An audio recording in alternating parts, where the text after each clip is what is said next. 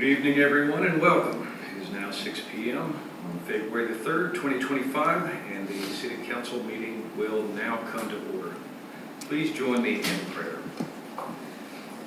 Heavenly Father, we come before you this evening with gratitude for the city of Bel Air Beach, for its beauty, its people, and the opportunity to serve this community. We ask for your presence in this meeting and for your guidance upon our city leaders. Grant wisdom, understanding, and patience to the members of the City Council as they discuss matters that impact our residents and our future.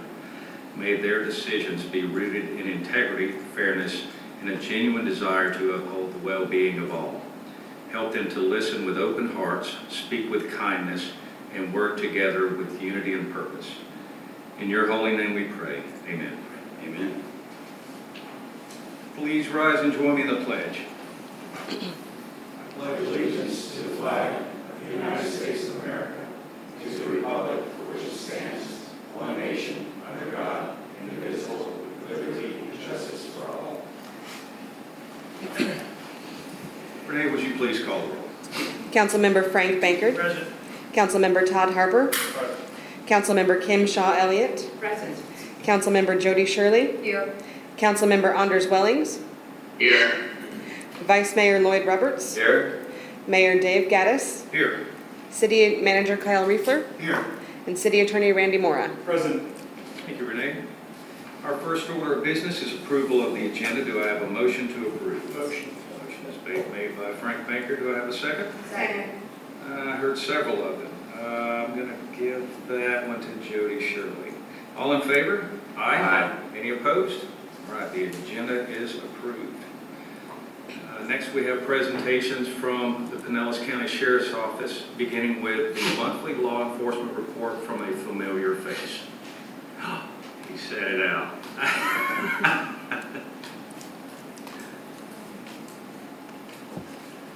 Good evening, Council. I'm Sergeant Wolf with the Pinellas County Sheriff's Office. Once again, I'm back again. But tonight I'm going to present the December monthly analysis for crime statistics in the city of Bel Air Beach. And this is actually a very good report because all the violent crimes and property crimes, there's actually zero for the month of December. And it looks like year to date, we are down a little bit when it comes to thefts or larcenies and motor vehicle thefts also. So the good thing about this report is these are generally dispatch calls for services. And if you look at the second page when it comes to, although there weren't any of those calls for service that were generated, there were still people that were arrested in December. There's 6 people that were arrested. But looking at the comparison, if you look at these arrests that were made, they were for no valid driver's license, warrant arrests, and resisting charges. So that points out to me that the deputies are actually going out there doing traffic stops, being proactive, and rather than just responding to calls for service. And that's actually further evidence on the third page, where there's 438 events that occurred in the city of Bel Air Beach, and 522 deputies responded. And the first thing on there was actually traffic stops.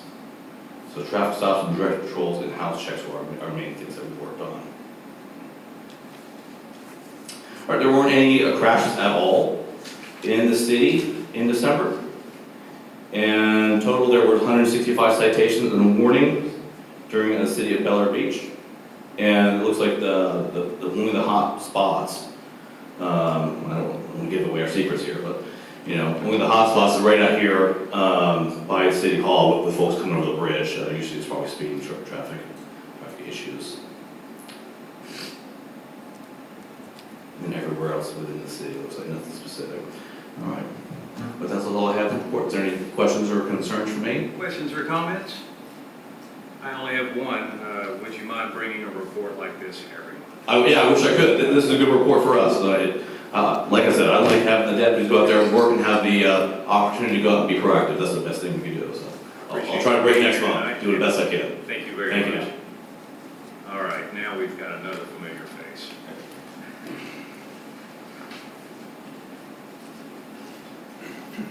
Code enforcement. I'm back. Good evening, Mr. Mayor, council members, staff, and citizens. Deputy Klapka for your monthly code enforcement. As you look at the charts, a lot of this was done, basically generated under unpermitted work being done here, along with debris on the side of the roadway or on the right-of-ways. Did clear up a lot of that, still have a few left over. But other than that, no general issues within the city. So with that, I'll stand for any questions. Council, any questions, concerns? No? Thank you very much, Deputy. Have a good evening. Take care.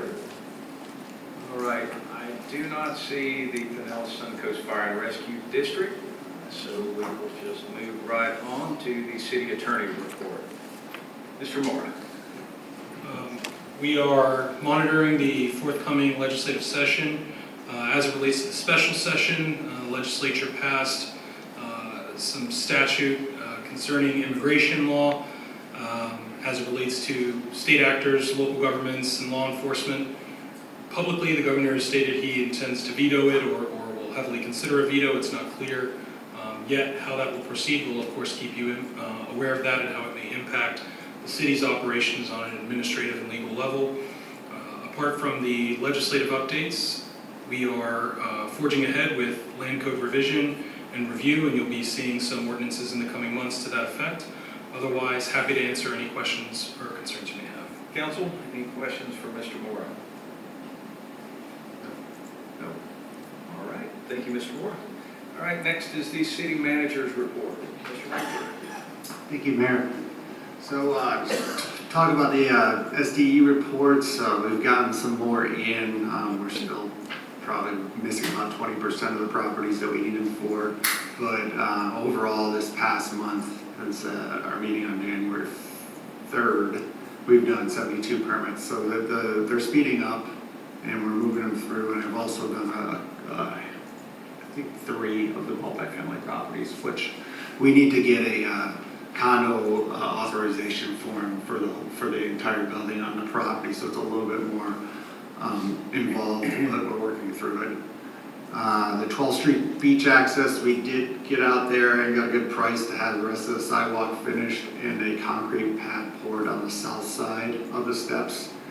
And I informed the commissioner, the commission of Town of Bel Air Shore, and requesting that we open that one next, and the mayor just asked if he could pull the commission before we opened it. So they have a meeting, I believe, in the third week of the month, so they might be waiting until that. But that's an update. We expect to put a shower back in and then repair the irrigation out there and clean it up some more. The code enforcement, this month we're gonna get back to getting on top of the things that are jumping out when we drive around, as far as some sandbags that are left out on the property or other items that really shouldn't be out on front lawns.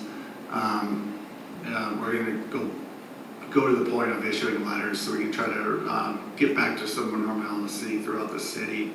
But I want to focus on the unsightly things like like I said, the sandbags, any kind of trash items or things that should not be outside on the front property.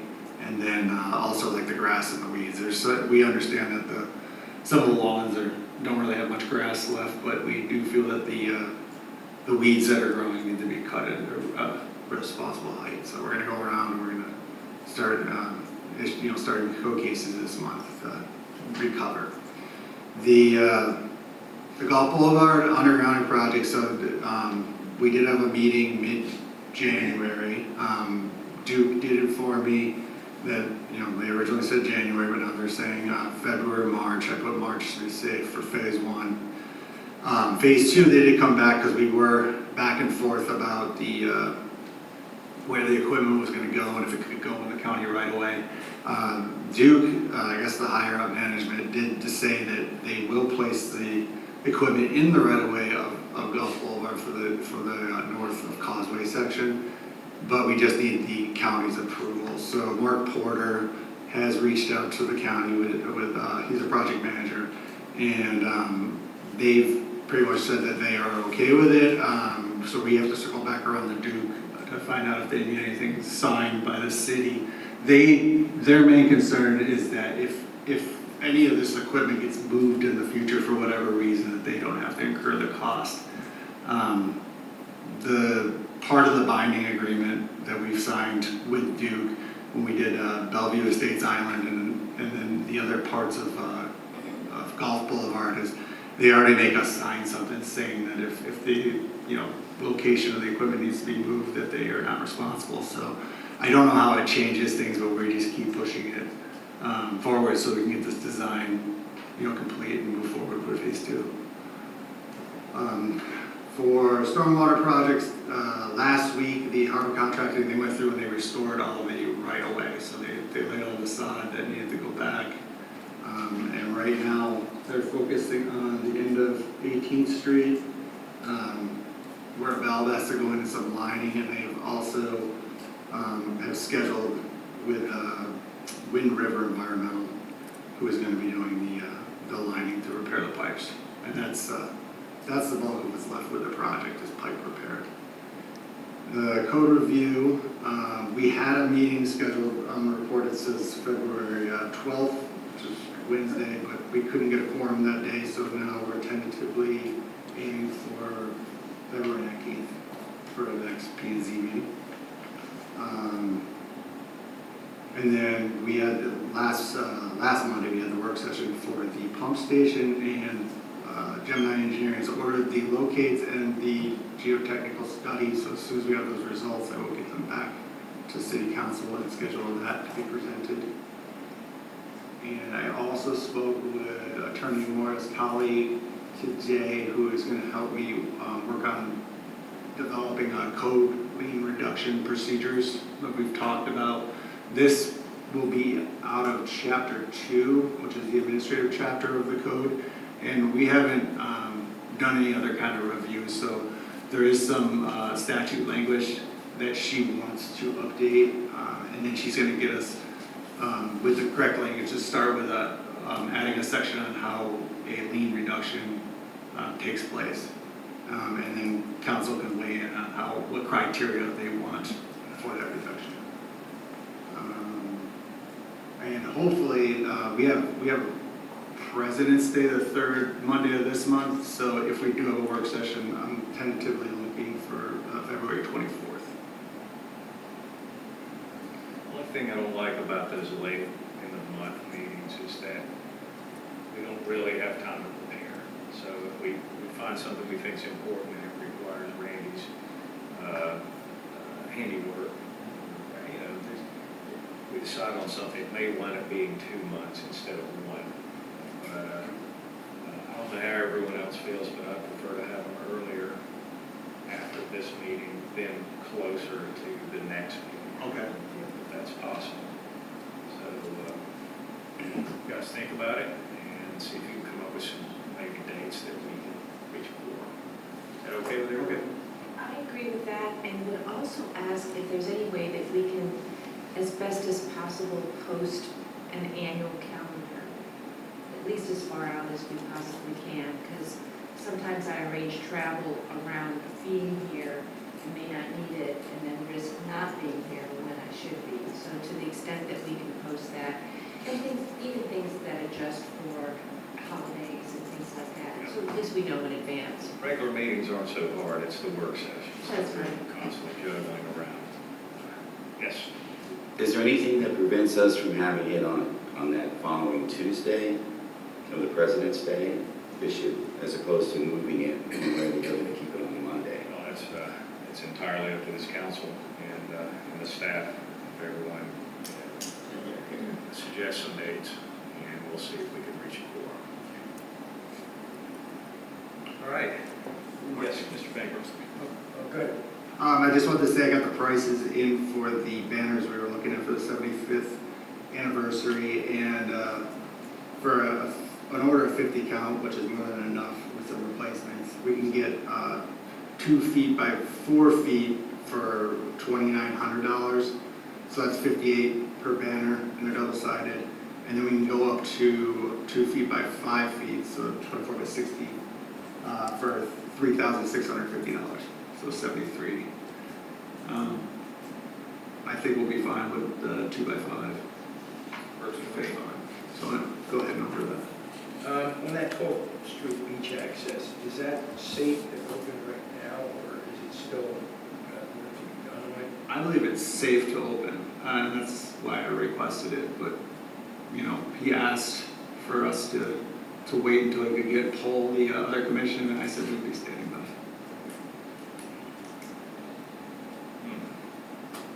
Not really happy with that answer.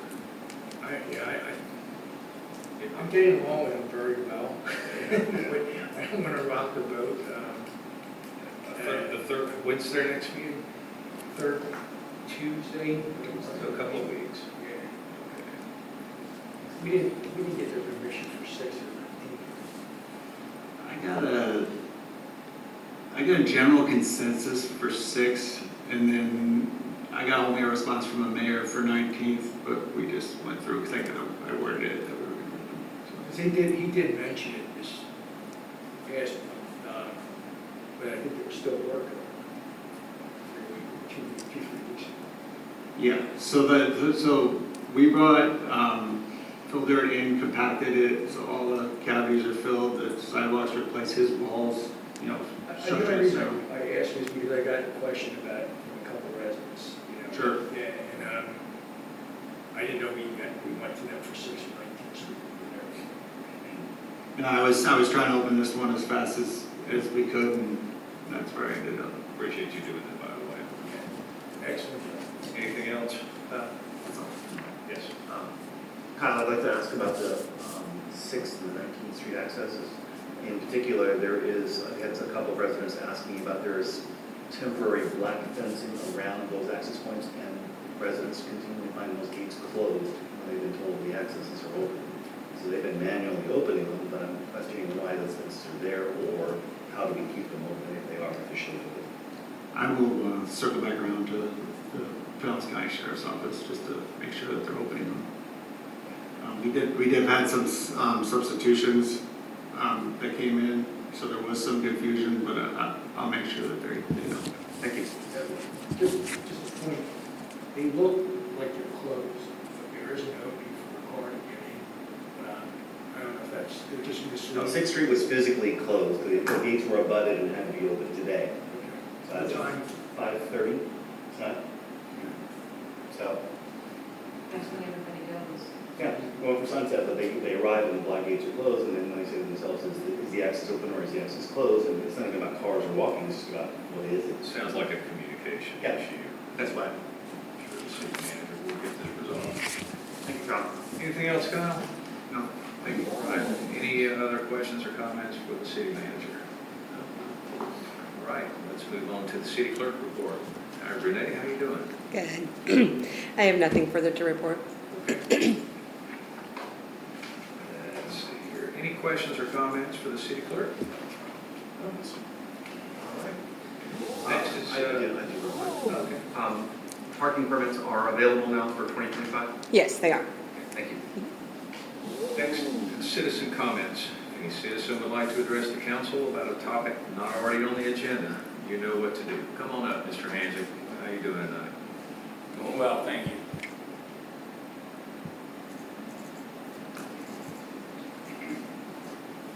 John Hansick, 22nd Street. Mr. Mayor, Council, an observation and a point of information. If you look behind you, the flags are reversed according to flag protocol and etiquette.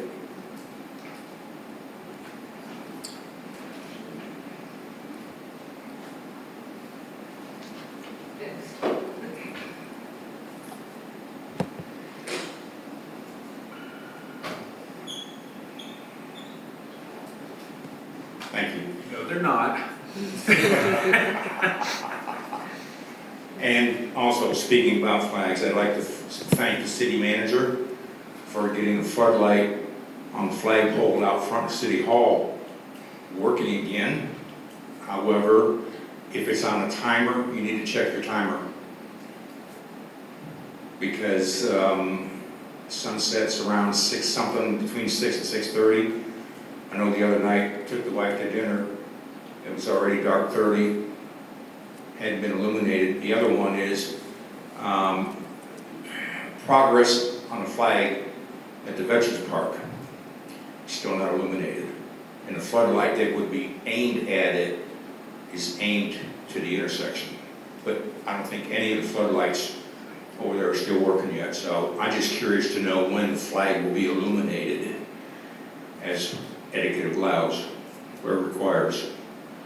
I expect this week, we just pulled new wire from the pedestal to the meter, so we have to power it up, but we expect when we energize that some of those floodlights might need to be replaced. We just have to find out. Okay. Thank you very much. Thank you, Mr. Transit. Anyone else? All right, citizen comments are now closed. I'm going to skip the city manager follow-up unless you have something to add. That was it. All right. Now we're on to the consent agenda, items 9 and 10. This is for approval of the January 6, 2024 City Council meeting minutes and the January 27th, 2020, I said 2024, didn't I? 2025 City Council meeting minutes and the January 27th, 2025 City Council work session minutes. Do I have a motion to approve? Motion to approve is written and submitted. Motion is made by Frank Baker. Do I have a second? Second. Who was that? That's Todd Harper. All in favor? Aye. Any opposed? The consent agenda passage. All right. This is the first time I've seen a public hearing section. So this is something new for me. Normally it was just always in the regular agenda. But hey, I like it. It makes perfect sense. This is the publicly noticed hearing for the ordinance. That's why it's set out separately, Okay. because it's perfect. on second reading. All right, so this is consideration of ordinance 2025-01. This is the second reading. Mr. Moore, would you please read the ordinance and then once again provide a brief interpretation? Happily, Mr. Mayor, this is the City of Bel Air Beach ordinance number 2025-01, an ordinance of the City Council of the City of Bel Air Beach, Florida, amending the Bel Air Beach Land Development Code, specifically amending Section 94-161, governing building specifications and limitations in the RM District 1. Also amending Section 94-209, governing building height in the RL District 2, providing for implementation, providing for resolution of conflicts, providing for severability, and providing for an effective date. This has been a second and final reading, ordinance number 2025-01 by title only. As discussed in the upon first reading, this was part of the broader review of the Land Development Code, but a narrow issue that staff sought to prioritize resolving, as several residents may be considering rebuilding and trying to clarify the dimensions and configuration for multi-story structures in the two zoning districts at issue here, explaining the elevations and the like.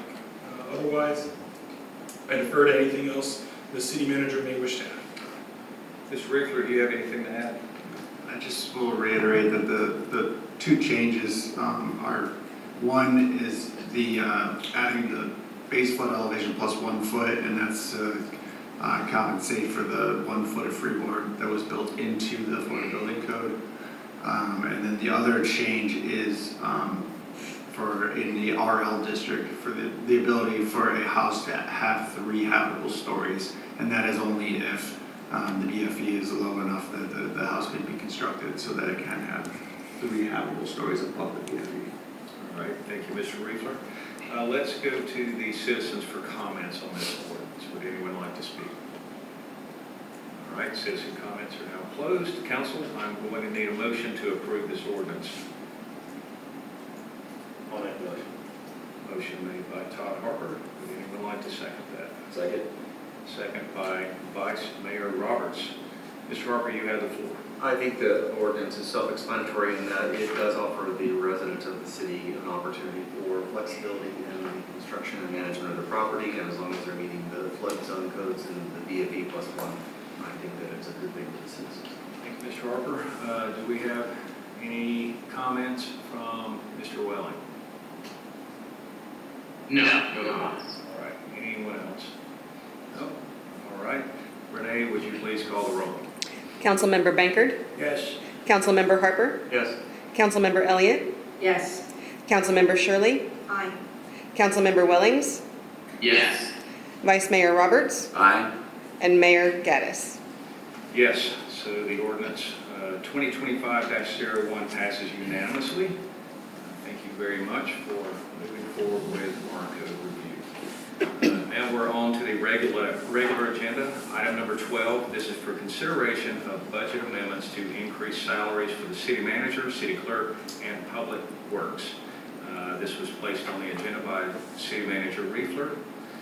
Mr. Riefler. Thank you, Mayor. So this is the proposal to increase, we originally budgeted 5% increase. This would increase the individual budgets, which is the city manager budget, the city clerk budget, and then the public works budget would be for the community services administrator, to all allow a 10% increase.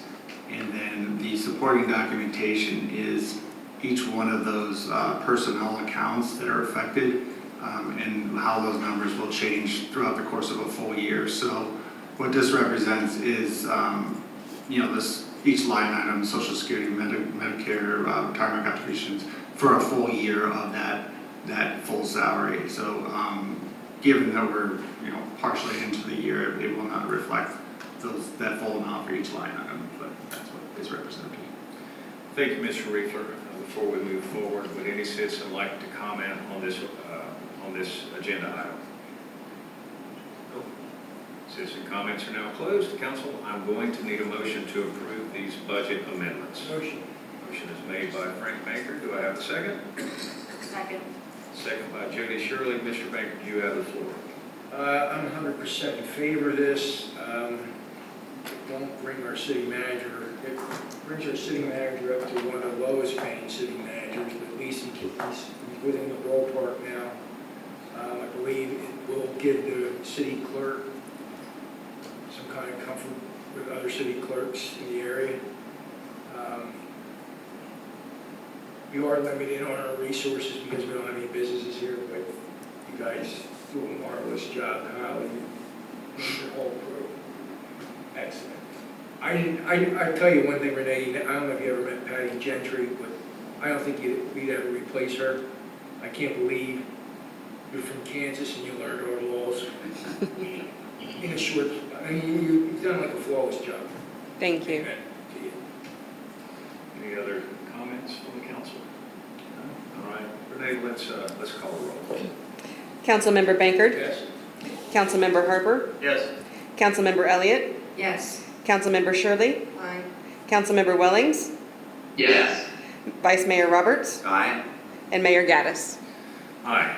And so the budget amendments pass unanimously, and congratulations to all those that were impacted. Council, just for your benefit, as this is a budget amendment, the budget is amended in the same manner in which it is adopted. So we'll have a resolution to formally document this at a future meeting. Sorry for the delay. All right, now we are on to item 13, which is unfinished business. Do we have any unfinished business? If we only had a resolution, we wouldn't have any unfinished business. But next time. I do see an email that came across that, about electrical problems at the marina, and I believe Kyle talked about that when we were talking about city manager updates. Maybe you can enlighten us a bit. Have we hired an electrician to fix that? Throughout the day, Aaron's making phone calls. He's trying to get a panel replacement as soon as possible. It's what's going to be needed when our electrician, Yarbrough, who we typically use, came out. They suspected that it was going to have to be replaced. But everybody's been backlogged, so we're probably going to pay a little bit of premium on labor just to get it back up and running, but it needs to be replaced. Is that going to require a new panel? Yes. Well, I'm going to just go ahead and say that it should have already happened before the flood. So I'm kind of glad it didn't, but it was pretty bad off even before the storms came. So last thing we want is somebody getting hurt, right? Right. All right. Any other unfinished business? All right. Well, let's go to city council comments. We'll start with our remote guy, Onder Welling. No comments. Okay. Councilmember Banker. Sadly, Mr. Mayor, I don't have any comments. I hope you can sleep well tonight. I just feel like something is missing, you know? All right. let's go to Councilmember Harper. No comments. Councilmember Shirley. I just wanted to, I guess, mirror kind of what Frank was saying about Renee. Thank you for always having our minutes done. This is like a new thing for me to see in my agenda packet, that we have all the minutes up to date and everything. You're doing a great job. I appreciate it. Thank you. You're welcome. Next up, Councilmember Shaw Elliott. Well, we're going through a huge period of renewal and rebuilding, and I wish everybody well with their plans. I did want to make you aware of a civic event that is coming up. I'm on the Energy Committee for the Sierra Club, and we're going to have a presentation March 18 for any member of the public for how to rebuild sustainably and resiliently. And so we'll have several Bel Air Beach neighbors on the panels, and we'll have a contractor, people that have gone through various stages of rebuilding, representing those that are just restoring what they have, someone who is elevating, someone who is totally rebuilding. We'll have representatives that can speak to the tax credits for rebuilding with energy efficiency, and so we welcome the entire public, and I can provide an email with more information. Great. Thank you for that information. Next up is Vice Mayor Roberts. Thank you, Mr. Mayor. I have nothing to add. All right. Well, I don't have much to add either. Tomorrow, I am meeting in a Zoom conference. Is it Zoom, I think? Yeah. With the Barrier Island mayors, and we are going to collectively work together on a letter to the president.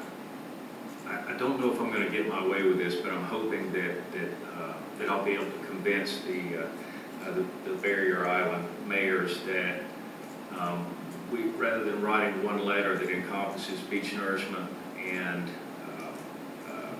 FEMA issues, I think that they should be two separate letters. I think that if you send too much in one letter and you're asking for too much, it's going to get buried. Personally, I don't think both letters have much of a shot of being responded to, but I think both have a better opportunity of being responded to if they're sent separately. And one is FEMA, one is for the Army Corps of Engineers. So I wish that I had brought it. I will send kind of my thoughts, a letter that I constructed. I'll send it to Renee tonight. If you don't mind, just send it out to the council in the morning. Mm-hmm. It's primarily from feedback that I got from the city manager on the FEMA issues. And the other one, which everyone knows, I've really focused on beach nourishment for several years now. I think that my letter would stand well just by itself. But we'll see what the other mayors think, and we'll see how it goes.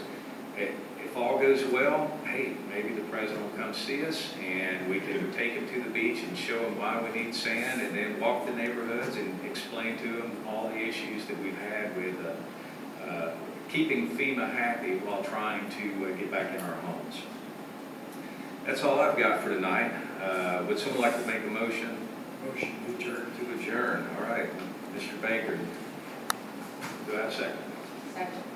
Second by Jody Shirley. All in favor? Aye. Any opposed? I didn't think so. All right. Good night, everyone.